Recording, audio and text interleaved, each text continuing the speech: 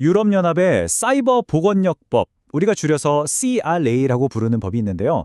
이게 지금 유럽 시정에 새로운 문지기 같은 역할을 하게 됐습니다.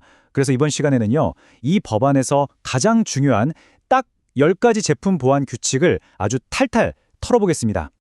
자, 그래서 제가 바로 핵심 질문부터 던져볼게요. 여러분, 2025년이 지나도 여러분의 제품을 과연 유럽에서 팔 수 있을까요? 이게 그냥 남의 얘기가 아니라 바로 여러분의 비즈니스에 직결되는 문제입니다. 결론부터 딱 말씀드리면요. 좀 어렵습니다. 이 CRA라는 게요. 하면 좋은 거 이런 선택사항이 아니에요. 유럽 시장에 들어가려면 반드시 통과해야 하는 일종의 필수 관문이 된 거죠. 자, 그럼 오늘 우리가 어떤 순서로 이야기를 풀어나갈지 한번 볼까요? 먼저 이 유럽의 새로운 보안 명령이 도대체 뭔지부터 알아볼 거고요. 그 다음엔 여러분 제품에 꼭 필요한 제가 10계명이라고 부르는 걸 세 파트로 나눠서 깊숙이 들여다볼 겁니다. 그리고 제일 중요한 거, 이 모든 걸 어떻게 해결할 수 있는지 그 명확한 길, 바로 준수 로드맵까지 제가 딱 제시해 드릴게요. 첫 번째 파트입니다.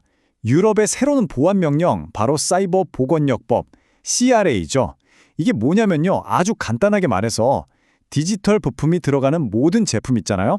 IoT 센서든 산업용 제어기든 이제는 제품을 만들 때 바로 그 설계 단계부터 보안을 아예 탑재해야 한다는 뜻이에요. 나중에 추가하고 땜질하는 방식은 이제 안 통한다는 거죠. 자, 이제 진짜 본론으로 들어갑니다. 이번 이야기의 심장부라고 할 수 있죠. 모든 제조사가 정말 예외 없이 반드시 지켜야 하는 10가지 아주 구체적인 제품 보안 요구사항들을 살펴볼 겁니다. 네, 맞습니다. 바로 이 10가지. 이게 핵심이에요. 지금부터 하나하나 뜯어보겠습니다. 지금 보시는 게 바로 그 법안 원문에 딱 명시된 10가지 요구사항이에요. 와, 보기만 해도 좀 복잡하죠? 근데 걱정 마세요. 오늘 제가 이 어려운 내용을 아주 명확한 실행 계획으로 싹 바꿔드릴 거니까요. 바로 이 10가지가 오늘 우리가 정복해야 할 미션입니다. 좋습니다. 그럼 첫 번째 파트부터 한번 제대로 파고 들어가 보죠.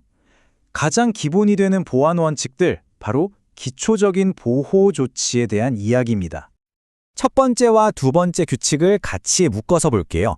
이게 뭐냐면 하나는 안전한 공장 초기화 기능이 있어야 한다는 거고요. 또 하나는 허가받지 않은 사용자가 절대 들어오지 못하게 막는 강력한 접근 통제 장치가 있어야 한다는 겁니다. 자, 그럼 이게 실제로는 무슨 뜻일까요? 현장에서는 어떻게 적용될까요? 아주 구체적으로 말하면요. 믿을 수 있는 공장 초기화 옵션이 있어야 하고요. 또 비밀번호는 당연히 강력해야겠죠?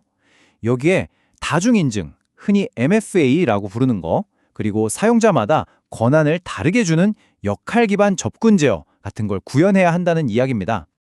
다음은 세 번째와 네 번째 규칙, 바로 데이터의 기밀성과 무결성입니다. 말이 좀 어려운데요. 핵심은 이거예요. 데이터를 아무나 못 보게 지키고 또 해커가 몰래 내용을 바꾸지 못하게 막아야 한다는 거죠. 예를 들면 이런 거죠. 공장에서 아주 중요한 설정값이 있는데 이걸 누군가 악의적으로 바꿔버리면 큰일 나잖아요. 그걸 막는 겁니다. 그리고 제품에 저장되거나 네트워크로 오고 가는 모든 데이터는 당연히 암호화해야 하고요. 이게 바로 이 규칙을 실제로 적용하는 방법입니다. 자, 이제 두 번째 파트로 넘어갑니다. 설계 기반 보건력. 이건 뭐냐면요. 단순히 방어벽만 높이 쌓는 게 아니에요. 그걸 넘어서서 제품 자체를 처음부터 공격에 잘 견디도록 아주 튼튼하게 설계하는 방법에 대한 이야기입니다. 여기서는 다섯 번째, 여섯 번째 규칙을 다룰 건데요. 하나는 데이터 최소화예요. 그러니까 위험을 줄이려면 꼭 필요한 데이터만 수집하라는 거죠. 그리고 또 하나는 가용성인데요. 예를 들어서 디도스 공격 같은 걸 받아도 핵심 기능은 멈추지 않고 계속 작동해야 한다는 원칙입니다. 특히 이 데이터 최소화 원칙이 정말 중요합니다. 왜냐하면 애초에 수집한 데이터가 적으면 혹시라도 데이터가 유출됐을 때 피해를 최소화할 수 있는 가장 확실한 방법 중 하나거든요. 일곱 번째와 여덟 번째 규칙은 책임감에 대한 이야기라고 할 수 있겠네요. 무슨 말이냐면 내 제품 하나가 해킹당해서 그게 통로가 돼서 회사 전체 네트워크에 랜섬웨어가 퍼지는 그런 끔찍한 일을 막아야 한다는 거고요. 또 해커가 들어올 만한 잠재적인 틈, 즉 공격 표면을 최대한 줄여야 한다는 겁니다. 이 공격 표면을 줄인다는 게 뭐냐면요. 비유를 하자면 집에 도둑이 들지 못하게 문이랑 창문 개수를 최소한으로 줄이는 거랑 똑같아요. 우리 제품에서도 사용하지 않는 포트나 서비스는 전부 다 닫아버리는 거죠. 이게 핵심입니다. 자, 드디어 마지막 세 번째 파트입니다.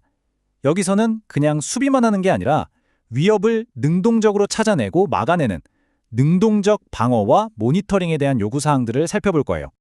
마지막 두 가지 규칙이 남았네요. 아홉 번째는 이미 알려진 흔한 해킹 기술들은 아예 막아낼 수 있는 방어 기능을 제품에 넣으라는 거고요. 열 번째는 누가 뭘 했는지 모든 보안 관련 활동을 꼼꼼하게 기록으로 남겨서 나중에 분석할 수 있게 하라는 겁니다. 특히 이 로깅, 그러니까 기록을 남기는 게 정말 중요해요. 왜냐하면 만약에 보안 사고가 터졌을 때 도대체 무슨 일이 있었던 거지 하고 추적할 수 있는 거의 유일하고 가장 중요한 단서가 바로 이 로그 기록이거든요.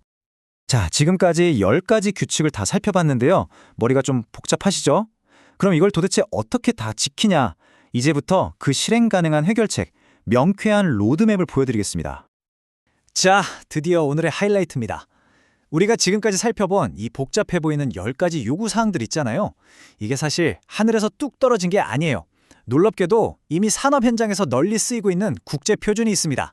바로 IEC 62443이라는 건데요.